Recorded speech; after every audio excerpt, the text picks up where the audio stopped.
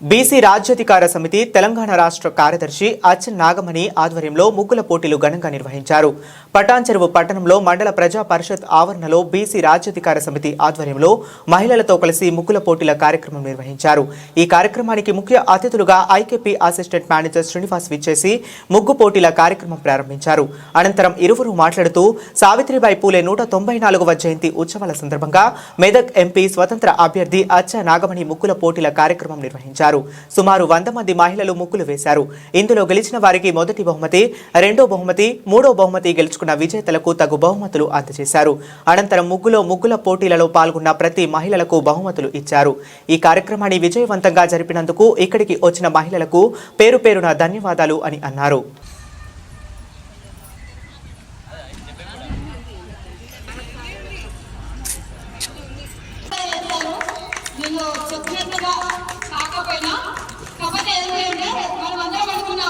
Colours వేస్తే చాలా బాగుంటాయి, రంగురంగులు కనబడతాయి, అందరూ బాగా ఆడతారు.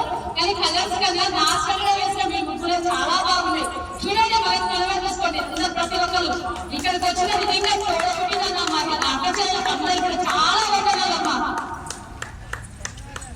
ప్రతి ఒక్కరికి కూడా రిటర్న్ గిఫ్ట్ ఉంటుందని చెప్పాను కదా, మీకు అందరికీ ఇవ్వడం జరుగుతుంది. ఎవరికైనా మీకు టోకెన్స్ ఇచ్చామో మేము 1 by 1 పిలుస్తూ ఉంటాం. ఆ పేరు ఆ నెంబర్ తీసుకొని టోకెన్ తీసుకొని మా దగ్గర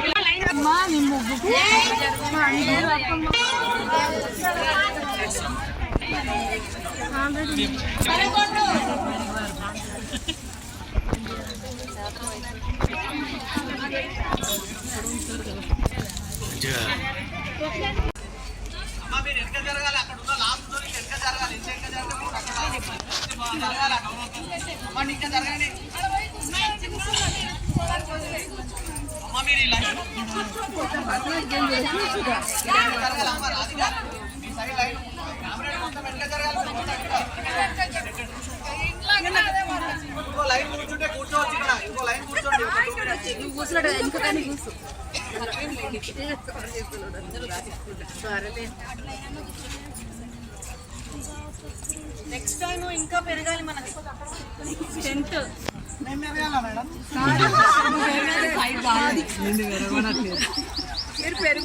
ఇంకా పెరగాలి మనకి క్లారిటీ.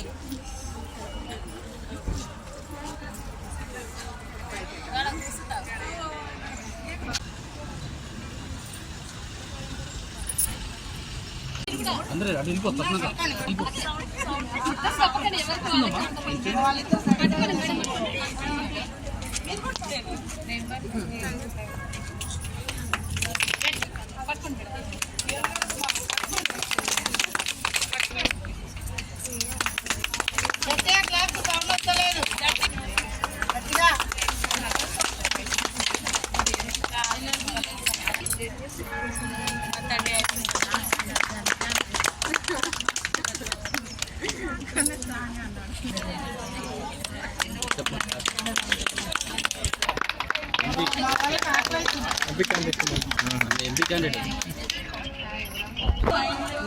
మీనా గారు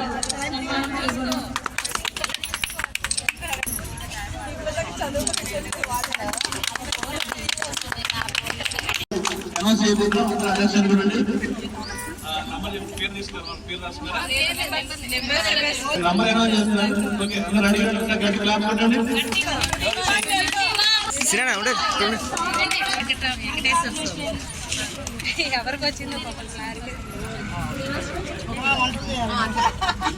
నెక్స్ట్ టైం వస్తాము, చేసి పెట్టండి. ఓకే మేడం, మీరు అందరూ రండి. నేను తెలియదంటే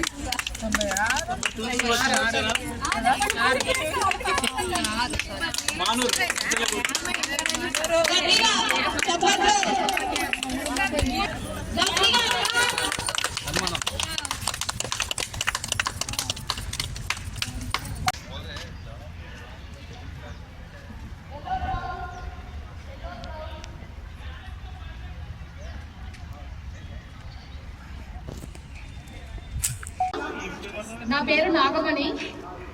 ఇక్కడికి నేను మిమ్మల్ని అందరినీ ముగ్గుల పోటీ కోసం పిలవడం జరిగింది. నాకు సపోర్ట్ చేసిన శ్రీనివాస్ అన్నగారికి కానీ ఇక్కడికి వచ్చిన మహిళలందరికి కానీ చాలా ధన్యవాదాలు తెలుపుకుంటున్నాను. ఇప్పుడు ఇక్కడ మనము కలర్లు వేయకుండా ముగ్గులు వేసుకున్నాం కదా అందరికి. దానికోసం రీజన్ చెప్పమంటారా? ఆ ముగ్గులు కలర్ వేయడం వల్ల మన చేతులకు హాని జరుగుతుంది, కళ్ళకు హాని జరుగుతుంది. ఈ ప్రకృతికి విరుద్ధమైన పనులు కాబట్టి దానికి మేము సమ్మతించలేదు.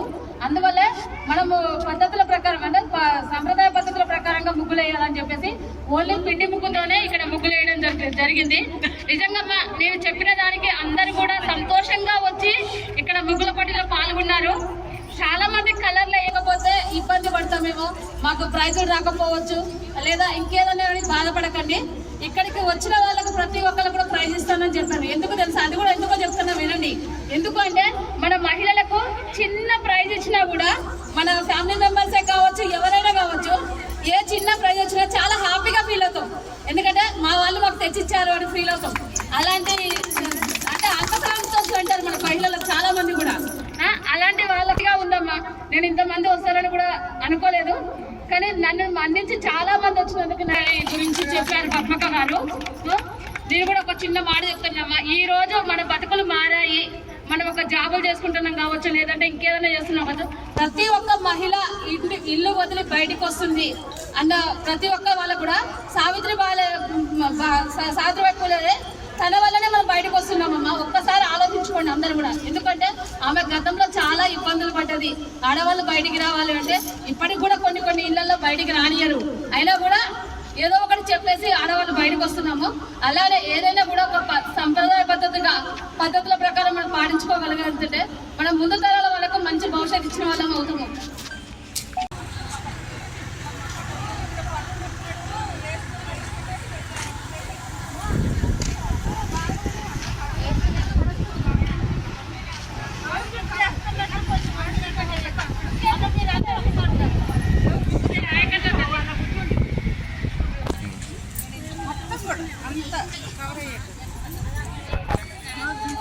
తీసిన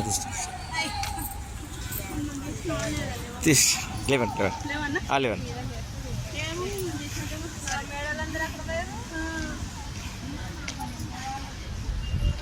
ఇక్కడ చూడండి అందరు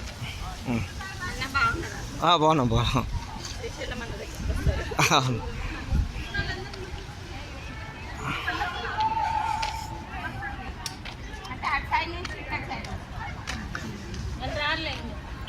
మీరు లేవండి ఇక,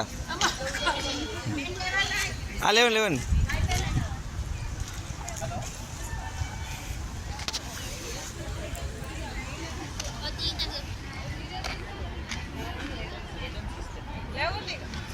మీరు లేవండి.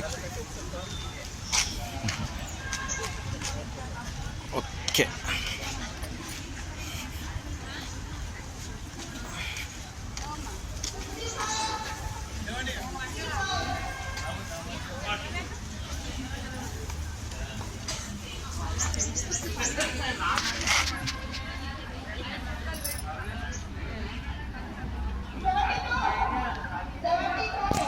చిన్న వాళ్ళకి పెద్ద వాళ్ళకి అందరికీ చాలా కృతజ్ఞతలు తెలియజేస్తున్నాం. చాలా ధన్యవాదాలు చెప్తున్నాం. సావిత్రిబాయి పూలే ఈరోజు 194వ జయంతి.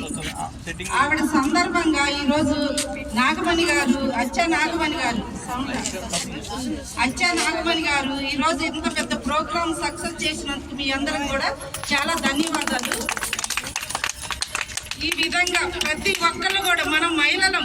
ఈరోజు ఏంటంటే సాహిత్యం మనకి మొట్టమొదట మహిళా టీచర్ ఆవిడ. మన భారతదేశంలోనే మొట్టమొదట మహిళా టీచర్గా ఉంది. ఆవిడ ఎంత కష్టపడ్డదంటే మన బీసీ ఎస్సీ ఎస్టీ మైనారిటీ ఎవరికైనా సరే చదువుకోవటానికి ఇంతకు ముందు ఫస్ట్లో చదువుకోవటానికి మనకి అత్యంత వర్గాల వాళ్ళు ఏం చేసేవాళ్ళు అంటే, అరే మీరు చదువుకుంటే మీకు ఈ గండాలు ఉన్నాయి ఆ గండాలు ఉన్నాయి అనేసి మనకి చదువు లేదనేసి ఎంతో చిన్న చూపు చూసేవాళ్ళు.